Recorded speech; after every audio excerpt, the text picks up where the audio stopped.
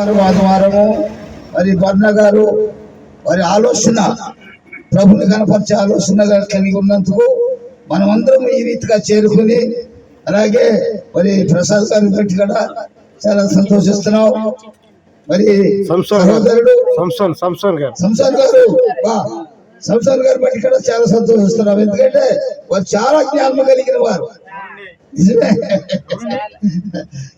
చాలా జ్ఞానం కలిగిన వారు. దేవుని భయం ఉంది. అయినా సరే ఇక్కడికి దేవుని భయం ఉంటేనే ఈ స్థలం రాగలుగుతామండి, లేకపోతే రాలేము కదా. ఏమంటే దేవుని భయం ఉంటేనే కదా, దేవుని భయం వస్తామండి అని వెళ్ళిపోతూ ఉంటాం. కానీ ఈ స్థలంలో వచ్చి వాళ్ళందరూ కూడా ఎలాంటి వారంటే దేవుని భయము కలిగి దేవుని ప్రేమను పొందుకున్న ప్రియమిలే. అందుకే మన్నాబు గారు చాలా సంతోషిస్తాడు. మరి నా గ్రామంలో ఉన్న వాళ్ళందరికీ నేను సువార్త అందించాలని ఆలోచన అయినా చాలా సంతోషం అండి. సంతోషమైన వర్తమానాలు మనం వారం ఇలా కూడుకుంటాం, ప్రార్థన చేసుకోవటం, పాట పాడటం, అది దేవునికి మహిమ, మన కుటుంబానికి దీవెన, ఆశీర్వాదాలు. మన రాకపోకల్లో దేవుని కాపుదల, భద్రత, సమాధానం. మనం ఈ లోకం నుంచేపు ఆయన కాపుదల మనకి తప్పకుండా ఉంటుంది. దేవుని యొక్క పరిశుద్ధ లేఖనములో అపోస్తుల కార్యము 10వ అధ్యాయము, ఇక్కడ మనము అపోస్తుల కార్యములో 10వ అధ్యాయంలో కొర్నేలు అనే ఒక వ్యక్తి మనకి కనపడుతూ ఉంటాడు. మనం ఆయన దగ్గరికి వెళ్దాం, ఒకసారి ఆయన్ని జ్ఞాపకం చేసుకుందాం. కొర్నేలు అనే వ్యక్తి దగ్గరికి మనం వెళ్దామండి. ఆయన ఏం చేస్తున్నాడో, దేవుడు ఆయనకి ఏ విధమైన మార్గాల్లో నడిపించాడో మనం చూద్దాం. ఆ ప్రకారంగా జీవించే కృప దేవుడు మనందరికీ తోడుగా ఉండాలని మరి మనం కూడా ప్రార్థన పూర్వకంగా ఉందాం. అపోస్తుల కార్యము 10వ అధ్యాయము మొదటి నుంచి చదువు. ఇటలీ పటాలమనబడిన శతాధిపతి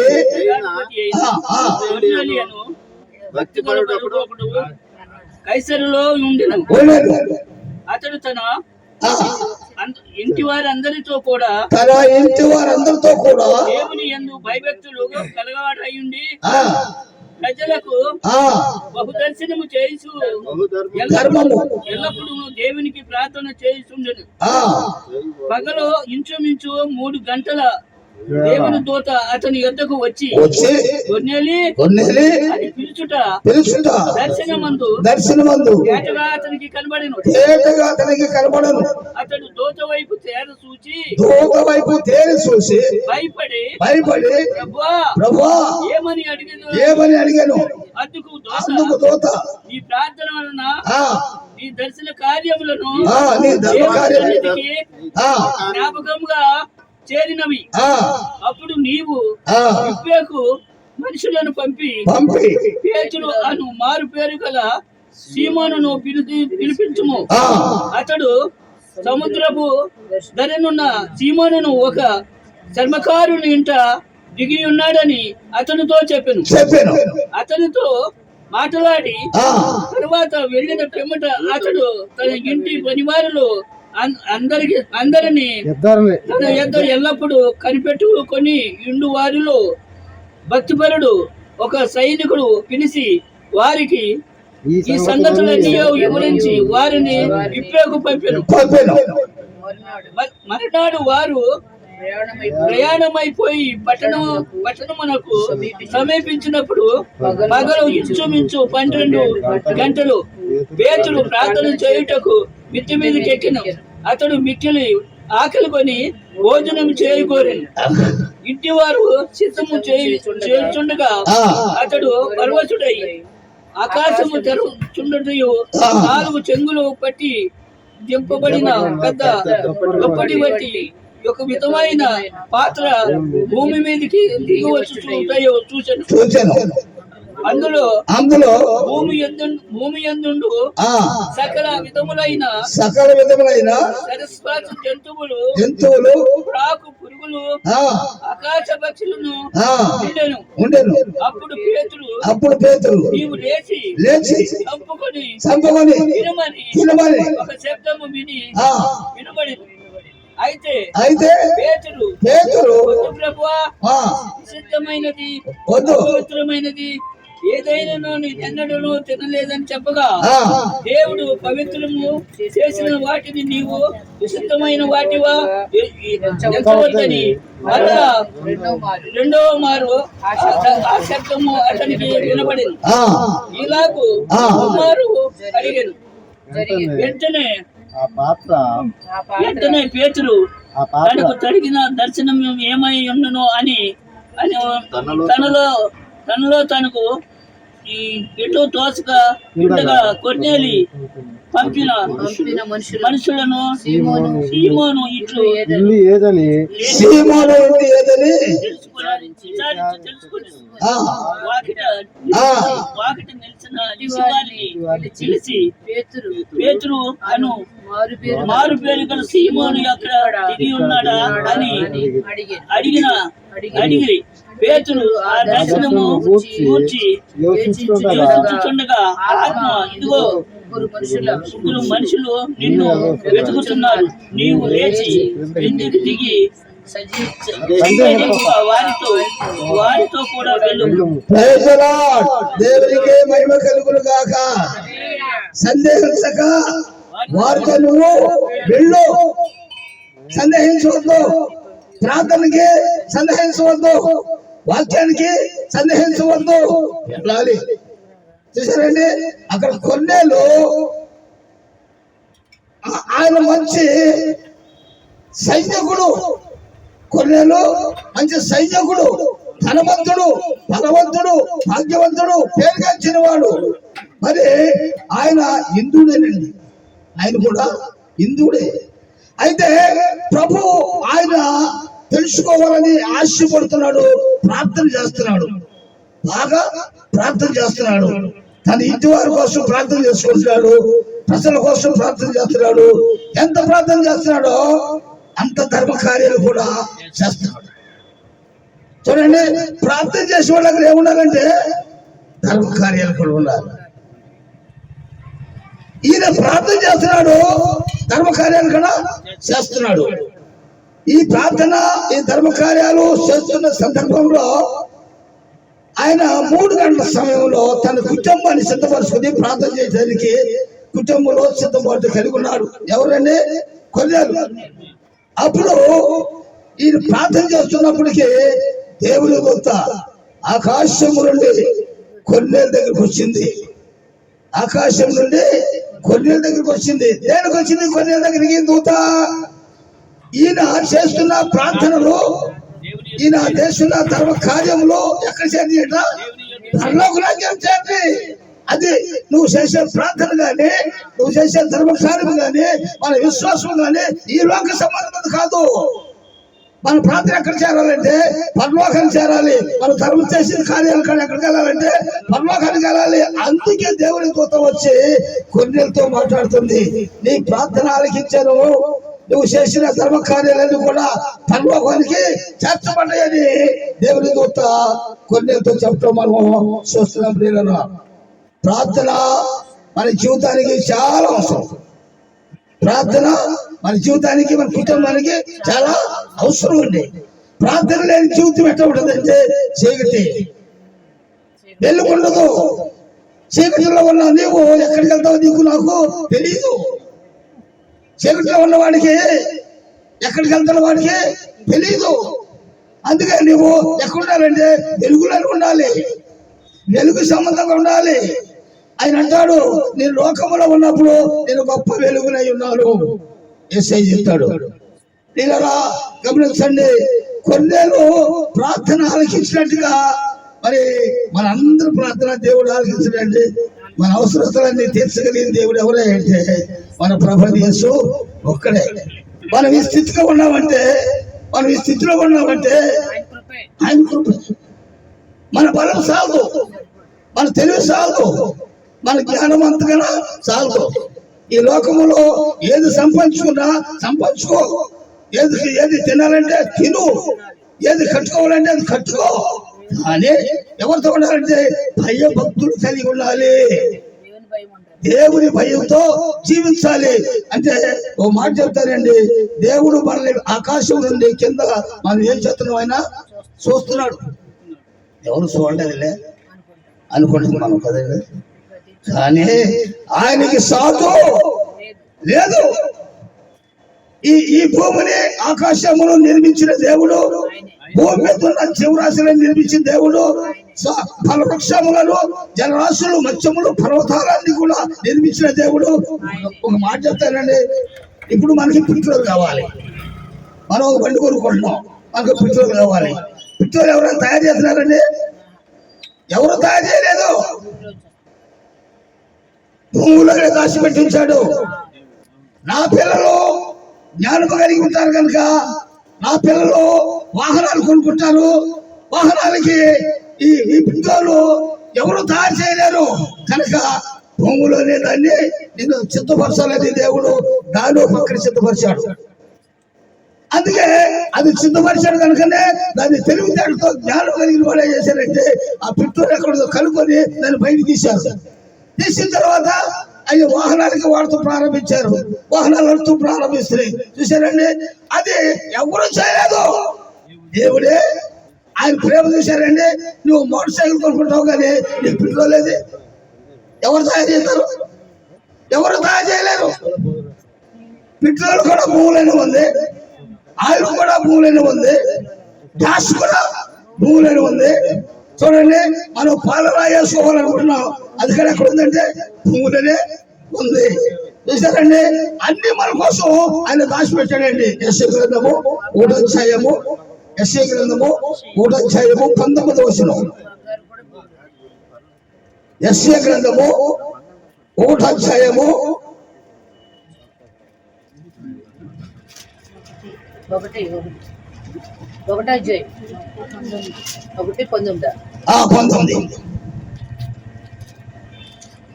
ప్రైజ్ ది లార్డ్.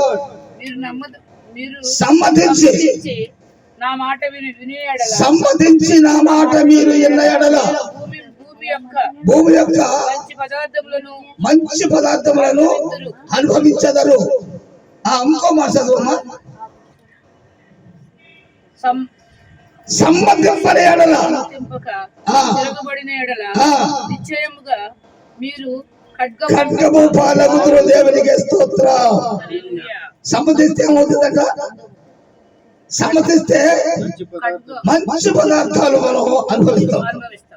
సమ్మతించకపోతే అక్కడే ఎంత చెప్పేశాడు కదండి, ఖడ్గం పాలవుతుంటే ఆయన మాట మనం ఎప్పుడైతే వినపోతామో ఇక మనకి ఏమవుతుందంటే, చూసారండి, ఈ షుగర్ వ్యాధులు, ఈ బీపీ వ్యాధులు, రకరకాలైన వ్యాధులు మన మీదకి వస్తూనే ఉన్నాయి.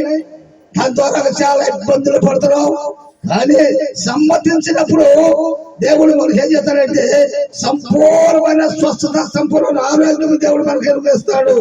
అందుకే అక్కడ యెషయా గ్రంథంలో 1వ అధ్యాయము 19వ వచనం చెప్తాడు, సమ్మతించిన మాట మీరు ఎన్న ఎడల నిశ్చయముగా మీరు ఖడ్గమును పాలగుదురు. ఖడ్గము పాలవుదు. ఎనపోతే ఎంతే యెహోవా ఇలాగనే సెలవిస్తున్నాడు. చాలండి. ఎందుకంటే ప్రియులారా, ఇప్పుడు ఒక తండ్రికి ఇద్దరు కొడుకులు ఉన్నారు కదండి. ఇద్దరు కొడుకులు, ఒక కొడుకేమో తండ్రితో చక్కగా ఎక్సర్సైజ్ చేస్తూ ఉంటున్నాడు, ఒక కొడుకేమో ఏం చేశాడంటే చిన్నోడు మంచి సావాసం చూసుకున్నాడు, మంచి స్నేహితులు చూసుకున్నాడు. అరే నాయనా, ఇక్కడుంటే లాభం లేదు, నువ్వు నీకు రావాల్సిన ఆస్తిని తీసుకోరా, మీ నాన్న అడిగి ఇచ్చేస్తాడు అంత ప్రేమలోడు అని ఇంకా ఆయనతో ఉన్న సహోదరులు అందరూ ఏం చెప్పారంటే ఆలోచన చెప్పారు. కానీ ఆ తండ్రి ఆలోచన ఏంటో గమనించలేదు, తండ్రి ప్రేమంటో గమనించలేదు, దేవుని భయం ఏంటో అతనికి లేకపోవటంలో స్నేహితుల మాట విన్నాడు కానీ తండ్రి మాటలు దేవుని మాట కూడా పక్కన పెట్టేశాడు. మీరురా పక్కన పెట్టినందుకు ఎన్నో శ్రమలకి గురయ్యాడు. అయ్యాడు పట్టుకెళ్ళాడు, అదంతా సర్వనాశనం అయిపోయింది. ఆహారం తిట్టడానికి ఆ సమయానికి ఆయనకి ఏమీ దొరకలేదు. చివరికి పందులు తినే పొట్టుగాడికి వచ్చాడు. ఎటువంటి పరిస్థితుల్లో ఉన్నవాడు, ఎటువంటి పరిస్థితుల్లో వచ్చాడో చూడండి. కానీ ఎందుకు వెళ్ళలేదంటే ఇక్కడ సమ్మతించలేదు తండ్రి మాట. ఇక్కడ తండ్రి మాట సమ్మతించలేదు. తండ్రిని తండ్రిని ప్రేమించలేదు. ఆ స్థానాన్ని పోగొట్టుకున్నాడు, తండ్రి ప్రేమను పోగొట్టుకున్నాడు, ఆ ధనాన్ని పోగొట్టుకున్నాడు, స్నేహితులు పోగొట్టుకున్నాడు. ఇప్పుడు ఎవరూ లేరండి అక్కడ. ఇప్పుడు ఎవరూ లేరు. ఎవరు ఆదరిస్తారు ఆయన్ని? ఎవరు ఆదరిస్తారు ఇప్పుడు ఇక్కడ? అది ఊరు కాని ఊరు. డబ్బులు చెప్పు హోటల్లో తిన్నారు, మంచి రూమ్ లో ఉన్నారు, నెల నెల కట్టేస్తున్నారు, డబ్బులు ఉన్నాయి కదా. ఇప్పుడు డబ్బులు లేవు, హోటల్లో భోజనం పెట్టరు, ఇంట్లో అద్దెంట్లో ఉంచరు. అయ్యా వెళ్ళిపోయా. నువ్వు ఇంతవరకు చాలా బట్టి ఉన్నావు కనుక ఇంకా నువ్వు ఇచ్చిన ఇవ్వపోయినా ఇప్పుడు వరకు నిన్ను పోషించావు, ఇప్పుడు వరకు నువ్వు అద్దె అడగలేదు, దయచేసి ఖాళీ చేసి వెళ్ళిపోయినా అన్నారు. ఆ యొక్క ఇల్లు అద్దెకిచ్చిన ఒకడు. మరి ఇప్పుడు బయటకు వచ్చిన తర్వాత ఎక్కడ ఉండాలి? ఎవరున్నారు? ఇంకా ఆధారం ఎవరు లేరండి. ఎవరు ఉన్న స్నేహితులు కూడా వెళ్ళిపోయారు, చదువుకున్న డబ్బులు అయిపోయినాయి. ఆధారము నీవేనయ్యా, ఆధారము నీవేనయ్యా, కాలము మారినా కష్టాలు తీరినా కారణం నీవేనయ్యా, యేసయ్యా కారణం నీవేనయ్యా. కాలాలు మారినా కష్టాలు తీరినా అయ్యా నీవేనయ్యా ఆధారం. మాకు ఎవరో లేదయ్యా. గాలిపటానికి దారం ఆధారం కదండి. గాలిపటానికి చిన్నపిల్లలు గాలిపటాన్ని పైకి ఎగరేస్తారు, దానికి ఏ ఆధారం? దారమే ఆధారం. ఇప్పుడు యేసు ప్రభువు ఎవరు ఆధారం అంటే దేవుడే మనకి ఆధారం. గాలిపటానికి దారమైన ఆధారమైనదో యేసు ప్రభువు మనకి ఆధారమై ఉన్నాడు. ఆధారకర్తైన దేవుడిని మర్చిపోయి మన సంసారం మనం జీవించామనుకోండి, ఇంతకన్నా కదండి ఖడ్గము పాలవుతామని అన్నారు కదండి. అది బైబిల్ చెప్తుందా నేను చెప్తున్నానా? బైబిలే చెప్తుంది. ఈ మట్టి దేవుని పెట్టారా గమనించండి. యేసు ప్రభువు చూడండి 4వ అధ్యాయము, మత్తయి సువార్త 4వ అధ్యాయము 23వ వచనం చదువుదాము. మత్తయి సువార్త 4వ అధ్యాయము 23వ వచనం.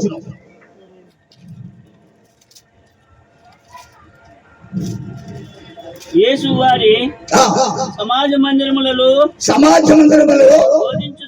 బోధించుచు దేవుని రాజ్యమును గూర్చిన ప్రకటించెను. ప్రజలలోని ప్రతి వ్యాధిని రోగమును స్వస్థపరిచెను. గనులు అంతటా సంచరించెను. ఆయన కీర్తి దేశమంతటా వ్యాపించెను. నానా విధములైన రోగముల చేతను పీడింపబడిన వ్యాధిగ్రస్తులను, దయ్యములు పట్టిన వారిని, రోగములను, పక్షవాయువుల వారిని ఆయన యొద్దకు తీసుకొని రాగా ఆయన వారిని స్వస్థపరిచెను. ఆయన దగ్గరికి తీసుకొచ్చారండి. ఎలాంటి వ్యాధిగ్రస్తులందరినీ దయ్యం పట్టినోడు కానీ పక్షవాయు పుట్టినోడు కానీ 2000 సంవత్సరాల క్రితము వైద్యులు లేరండి. 2000 సంవత్సరాల క్రితం యేసు ప్రభువు మానవ రూపంలో ఈ భూలోకానికి వచ్చినప్పుడు అంత వైద్యులు లేరండి. యేసు ప్రభువు వైద్యుడు. యేసు ప్రభువే స్వస్థపరిచాడు. యేసు ప్రభువే రోగాన్ని పంపించాడు. యేసు ప్రభువే అటు స్వస్థపరిచాడు.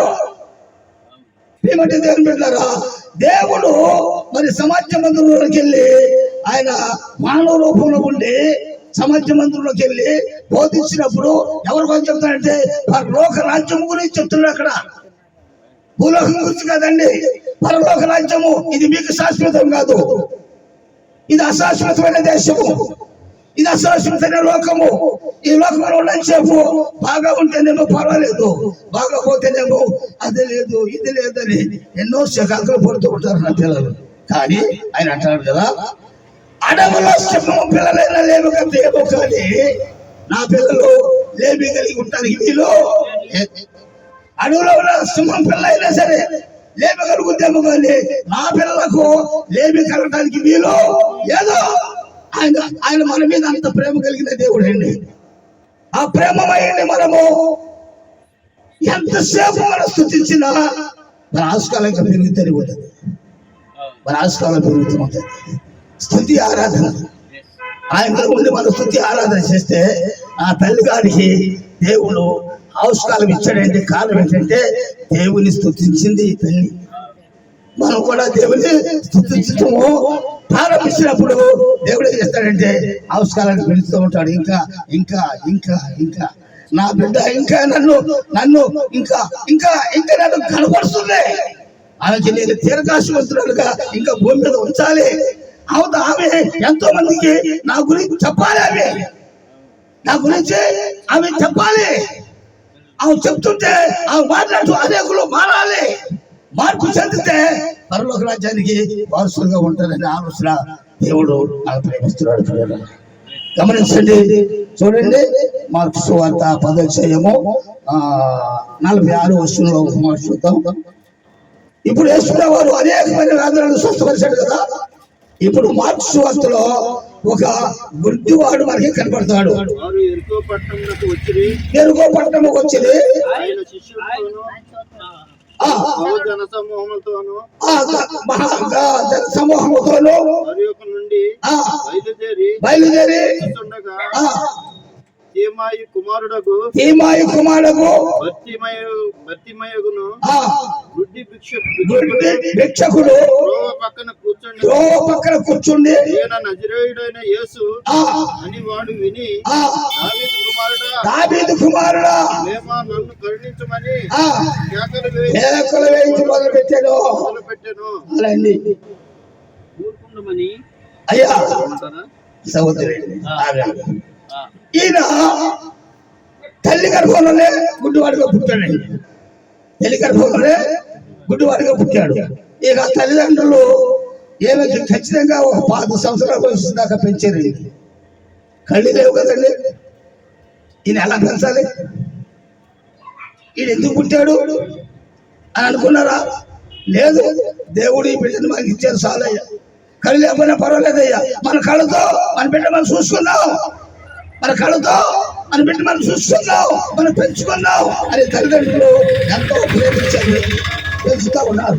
అనుకుంటారైనా అయ్యో నేను గుడ్డివాడిని, నా తల్లిదండ్రులకు నేను దేనికి పనికిపోయేటువంటి నేను బయటికి వెళ్తే కనపడుతూ, బయటికి తీసుకెళ్ళాలన్నా చేతితో తీసుకురావాలి, మా లోపల తీసుకురావాలన్నా చేతితో తీసుకురావాలి, ఏదన్నా తినాలన్నా వాళ్ళే తినిపించాలి, దాహం అవుతుందన్నా వాళ్ళే తాగించాలి. ఇన్ని పనులు నాకు చేస్తున్నారు నా తల్లిదండ్రులు. కానీ నా తల్లిదండ్రులకు నేను రుణం తీర్చుకోవాలంటే నేను కూడా ఒక పని చేయాలి. ఏ పని? ఇక నాకు తెలిసిన పని నేను చేయాలనుకున్నాడు. అయ్యా ఇద్దరిని మంచి స్నేహితులు చూసుకున్నాడు. ఓ 4 కాళ్ళు కలిసిన చోటకు తీసుకెళ్ళి నన్ను అక్కడ కూర్చొని పెట్టండి, అయ్యా నన్ను అక్కడ కూర్చొని పెట్టండి, నేను వచ్చిపోయే వాళ్ళందరూ కూడా పెట్టి పడుకుంటాను, అందుట్లో కొంతమంది ఇక్కడ ఇస్తాను, నాకు ఈ సహాయం చేసి పెట్టండి. ఎందుకంటే నా తల్లిదండ్రుల మీద భారం ఉంది. ఆ భారం నా మీద నా భారం అంతా నా తల్లిదండ్రులు మోస్తున్నారు. కానీ నా తల్లిదండ్రులు భారం కంటే నేను కూడా కొంచెం మోయటానికి మీ సహాయం నాకు అందిస్తే అక్కడ కూర్చొని ఏదో కొంచెం అడిగితే ఎవరన్నా సహాయం గుడ్డివాడంటే ఎవరైనా సహాయం చేస్తారు కదండి. ఇప్పుడు ఈ లోకంలో చాలా మంది గుడ్డివాళ్ళు చూస్తున్నాం.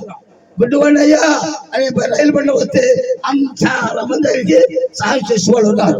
మీరు ఆ విధంగా తల్లిదండ్రులని పోషించడం కోసము కుమారుడు ఏం చేశాడంటే వ్యక్తిమత్తు ప్రారంభించాడు. ఇంకెంతకాలం చేసినా లేదు. ఆయన ఎవరైనా పని ఉందని చేయగలుగుతాడా? ఏం చేయలేడు. అక్కడ నుండి ఏ రోజు ఆ రోజు భిక్ష పడుకొని అతని స్నేహితులు తీసుకెళ్ళి ఇంటికి అడుగుతుంటే ఆ తల్లిదండ్రులు ఇస్తూ ఆ విధంగా జరుగుతున్నాడు. ఒకరోజు యేసుప్రభువు వారు ఎరుకో పట్టణంలో సువార్త చేసి ఎరుకో పట్టణంలో సువార్త ప్రకటించి సమూహంతో అదే దాన్ని వస్తున్నాడు. ఎందుకంటే ఆ సమూహానికి తెలవాలి యేసు అంటే ఎవరో, ఆ సమూహానికి తెలవాలి. ఎరుకో పట్టణంలో సువార్త ప్రకటించాడు కానీ ఎవరో తెలుసుకోలేదు. ఆయన సమూహంతో వస్తున్నారు. యేసుప్రభువు వారు ముందు నడుస్తున్నాడు, వెనకాల ఆ సమూహం అంతా సైలెంట్ గా వస్తున్నారు, ఎవరు మాట్లాడతలేదు. కానీ ఈయన గుడ్డివాడే కానీ ఆయనకి ఏమున్నాయి? చెవులు ఉన్నాయి. కళ్ళు లేవు కానీ ఆయనకి ఏమున్నాయండి? చెవులు ఉన్నాయి.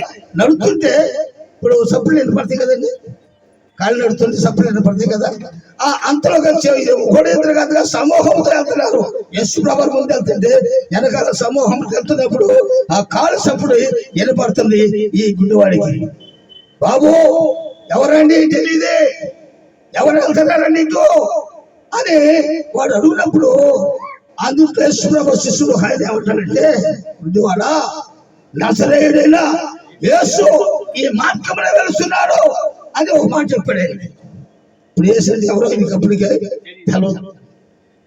తెలియదు. భారముగా ఉన్నాడు, తల్లిదండ్రులు భారం ఉంది, గుడ్డివాడు నడవలేడు, ఏం చేయలేడు, ఆధారం ఎవరు లేరు.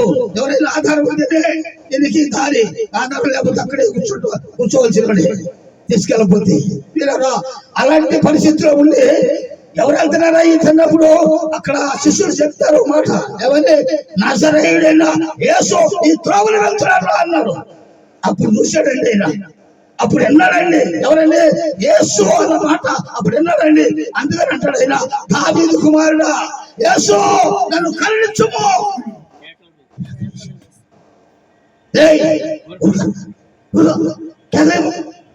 చూసారండి, ఇప్పుడు మన క్రైస్తవం కూడా అదే విధంగా ఉంది. అదే విధంగా మన క్రైస్తత్వం మొత్తం కూడా అదే విధంగా ఉంది. అవా చెప్పేవా మనిషి ఆయన చెప్పడు, ఈ చెప్పలేవు, ఆవిడ ఎరడు, వీళ్ళడు. అయితే వాళ్ళందరూ ఆపినా కానీ గుడ్డివాడు ఆపాడండి. అప్పుడు ఇంకా ఎక్కువగా కేకలేస్తున్నాడు, ఇంకా ఎక్కువగా కేకలేస్తున్నాడు. ఆ కేకలిని యేసుప్రభు ఏం చేశాడండి, ఈయన కేకలిని యేసుప్రభు నిలబడిపోయాడు. ఇక్కడ చూశారంటే కేక, నాకు బలము ఉన్నంత వరకు చదువలేదు నీ వాక్యము, ఫలమంతా పోయాగా, ఫలమంతా పోయాగా చదవాలని ఉంది నీ వాక్యము, వినిపించుతున్నది కేక నాకు, ఒక కేక నాకు హృదయరణ్యములో. మన కృంగిపోయిన సమయాల్లోనండి, మన కృంగిపోయిన సమయాలు ఉంటాయి, సంతోషమైన సమయాలు ఉండే, కృంగిపోయే సమయాలు కూడా ఉండే, కుటుంబంలో సమాధానం లేని సమయాలు ఉండే.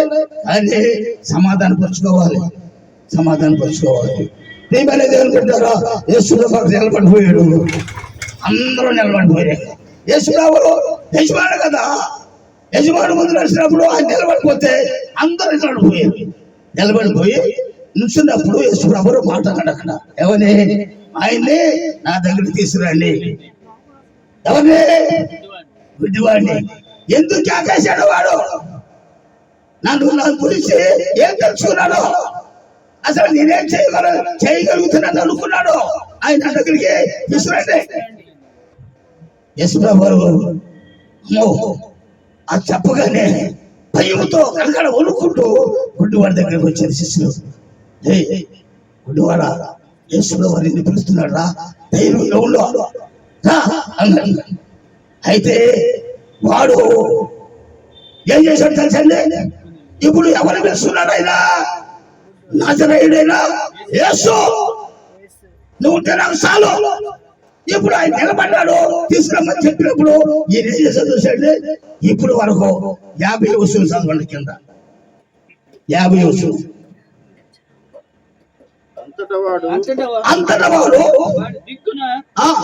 బట్టలు పారవేసి దిక్కున లేచి ఏం పారేశాడండి? ఏ బట్టది? రోజు పక్షి వాడుకుని కాసుకుని బట్టది. ఆ బట్టని దీంతో నాకు పని లేదా, ఇది నాకు అక్కర్లేదు, ఈ పాత జీవితం నాకు వద్దు, నాకు నూతన జీవితాన్ని దేవుడు నా దగ్గరకు వచ్చాడు, ఇక నేను కూడా ఆయన దగ్గరికి వెళ్తున్నాను.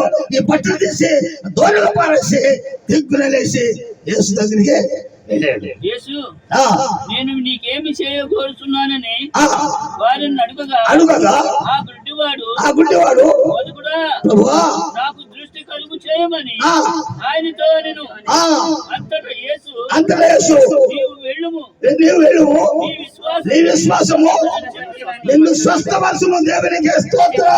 హల్లెలూయా. ఎవరి మధ్య విశ్వాసము? గుడ్డివాడిలో విశ్వాసం ఉంది. ఇప్పుడు వరకు గుడ్డివాడు వాడు, ఇప్పుడు వరకు చూడలేదు భూమిని, ఇప్పుడు వరకు వెలుగు చూడలేదు, ఇప్పుడు వరకు తల్లిదండ్రులు ఎలా ఉన్నారో తెలియదు, ఇప్పుడు వరకు అన్నదమ్ములు ఎట్లా ఉన్నారో తెలియదు, ఊర్లో ఉన్న వాళ్ళు ఎలా ఉన్నారో తెలియదు. ఇప్పుడు ఆయన కళ్ళు తెరబడిన తర్వాత ప్రపంచమంతా కూడా తేటగా కనబడుతుంది. ఎంత గొప్ప దేవుడు అండి మన దేవుడు. గుడ్డివాడుగా ఉన్నవాడు కేకలేస్తే యేసు వారు వాళ్ళు గుడ్డి కళ్ళను గుడ్డివాడిని సంపూర్ణమైన స్వస్థించి చూడటానికి అవకాశం ఇచ్చాడు. దేవుని కనపరుస్తున్నాడు ఆయన, దేవుని కనపరుస్తున్నాడు ఆయన. ఇంతవరకు నా తల్లిదండ్రులు ఎలా ఉండో నాకు తెలియదయ్యా, నా తండ్రి ఎలా ఉండో నాకు తెలియదయ్యా, నా గ్రామస్తులు ఎలా ఉండో తెలియదయ్యా. ఇప్పుడు నా కళ్ళు తెరపడే కనుక నా తల్లిదండ్రులు చూడాలి. Praise the lord. చూసారండి, అంత గొప్ప ఆశ్చర్య కార్యాలు చేయగలిగిన దేవుడు మన ప్రభు అయిన Yesu. Praise the lord. Samson గారు కూర్చోవచ్చు. హల్లెలూయా, హల్లెలూయా. తప్పిపోయిన కుమారుడు తండ్రిని విడచి తరలిపోయే, తప్పిపోయిన కుమారుడు తండ్రిని విడచి తరలిపోయే, తప్పు తెలిసి తిరిగిరాగా తండ్రి అతనే చెట్టుకొనెను, తండ్రి అతనే చెట్టుకొనెను. తప్పు తెలిసి, తప్పు తెలిసి కదండి, నేను చేసిన తప్పయ్యా, నా తండ్రి మాట నేను లేదు, ఎవరో చెప్పిన మాట విన్నాను, నా తండ్రి ఆస్తంతా పట్టుకెళ్ళి సర్వనాశం చేసుకోగలను. ఇప్పుడు నేను నా తండ్రి దగ్గరికి వెళ్ళి నేను ఏం చెప్తానికి యోగ్యుడు కాదు కనుక నేను ఇప్పుడు వెళ్ళి నా తండ్రితో ఏం చెప్తానంటే, పరలోకానికి నీ ఎదుటను నేను పాపం చేస్తున్నాను అయ్యా, నీ కూలివాడలో ఒక కూలివాడుగా నన్ను పెట్టుకోమని అడుగుతా, నా తండ్రిని అడుగుతా అని వస్తా ఉన్నాడు. నా కొడుకు ఎప్పుడో తప్పిపోయాడు, ఎటు వస్తాడు, ఎలా ఉన్నాడో అది ఈ కళ్ళన్నీ నాలుగు వైపు చూస్తా ఉన్నాయి. చూశారండి, ఒకవేళ తప్పిపోయాడని అనుకుంటేమో తండ్రి ప్రేమ ఎవరి మీద ఉందంటే కుమారుడి మీద ఉంది, పరలోక తండ్రి ప్రేమ ఎవరి మీద ఉందంటే మనందరి మీద ఉంది. మనం ఎక్కడ తప్పిపోతాము, ఎక్కడ పడిపోతాము అని ఆయన మన కోసము నిత్యము ఆయన దూతల్ని కాపలా పెట్టి మనల్ని కాపాడగలిగిన దేవుడు మన ప్రభువైన యేసు. నమ్మాలి. నమ్మతా నీ వల్ల అయితే సమస్తము దేవునికి సాధ్యమే. నమ్మటంలో ఉంది, నమ్మకం లేకుండా ఏ పని చేయలేమండి. నమ్మి చేయాలి, దేవుని పని నమ్మకంగా మనం చేయాలి. దేవుని పని ఎప్పుడైతే నువ్వు నమ్మకంగా చేస్తావో దేవుడు ఏం చేస్తాడంటే గుడ్డివాడు కళ్ళు తెలిసినట్టుగా మన జీవితాలను తెలుస్తాడు, మన మార్గాలు చూపిస్తాడు, మనకు మంచి మార్గాలు చూపిస్తాడు. చెడ్డ మార్గంలో నడిచిన మనలను మంచి మార్గంలోకి నడిపించగలిగిన వాడు ఎవరంటే మన ప్రభువైన యేసు ఒక్కడే. అలామో ఎక్కడవయ్యా సోయలేదు, శబ్దం లేదు. అలామో ఎక్కడవయ్యా నువ్వు ఎక్కడున్నానంటే తిన్నప్పుడు తిని కళ్ళు తెగబడిన తర్వాత సిగ్గొచ్చి చెట్ల చూడండి. కూడా దేవుడు 9వ వచనం చదవండి. కూడా దేవుడు 9వ వచనం.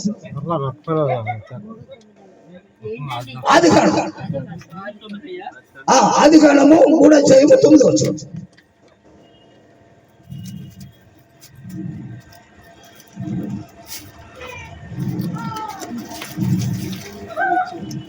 విడువను నీ పాదము యేసయ్యా, మరువను నీ ప్రేమలో, విడువను నీ పాదము యేసయ్యా, మరువను నీ ప్రేమలో. దేవుడైన యెహోవా ఆదామును పిలిచి ఎక్కడ ఉన్నావా నేను అందుకు అతడు నేను తోటలో నీ స్వరము వినినప్పుడు నీ స్వరము వినినప్పుడు దిగంబరిగా ఉంటునని అని ఆయనతో చెప్పాను. అందుకు ఆయన నీవు దిగంబరివని నీకు చెప్పినవాడెవడు? నీవు తినకూడని నేను నీకు ఆజ్ఞాపించిన వృక్షమును తింటివా అని అడిగాను. అందుకు ఆదాము నాతో ఉండుటకు నీవు నాకు ఇచ్చిన ఈ స్త్రీ ఆ వృక్ష ఫలములను కొన్ని నాకు ఇయ్యక నేను తింటున్నాను.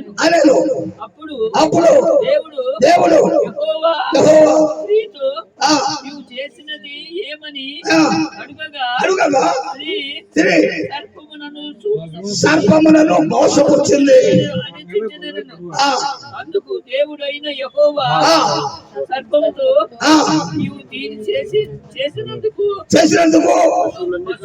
పశువులన్నింటిలోను భూజంతువులన్నింటిలోను భూజంతువులన్నిటిలోను నీవు శపించబడిన దానివై నీ కడుపుతో తాకుతూ నీవు బ్రతుకుదువు. దినములన్నీ మన్ను తిందు. స్తోత్రం. చూసారండి, దినములన్నీ కూడా ఏం చేద్దామంటే అంతకు ముందు నడిచింది, అంతకు ముందు మనిషి మాట్లాడింది, ఇప్పుడు దానికి శాపం వచ్చింది. చూసారండి, ఎందుకు చేశారు పని? అమ్మో సర్పు నన్ను మోసకొచ్చింది. ఆదేవన్నాడు నువ్వు నాకు జతపరిచేవే, ఆమె ఇచ్చింది, నేను తిన్నాను. కానీ మగ దగ్గర అబద్ధం ఉందండి. మగ దగ్గర అబద్ధం ఉందా? దేవుని దగ్గర ఒప్పుకున్నాడు. దేవుని దగ్గర ఒప్పుకున్నాడు. అబద్ధం